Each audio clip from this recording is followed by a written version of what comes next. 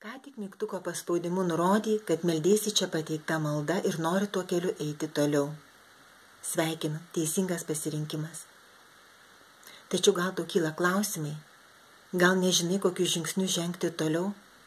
Gal patiri Dievo artumą, tačiau nežinai, kaip tikėjimas turi pasireikšti kasdienybėje? Arba žinai, tačiau nepavyksta? Argi nebūtų puiku šalia turėti žmogų, kuris besąlygiškai tave priimtų, padėtų ir atsakytų į daugybę klausimų, kurie gali kilti šioje kelionėje?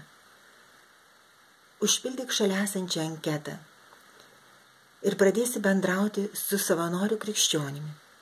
Šimtai vyrų ir moterų patyrė tokio nuoširdaus ir atviro bendravimo privalumus. Paslauga nemokama, susirašinėjimas anoniminis ir saugus. Atsiverti galėsi tiek, kiek norėsi pats. Iki susitikimo virtualioje erdvėje.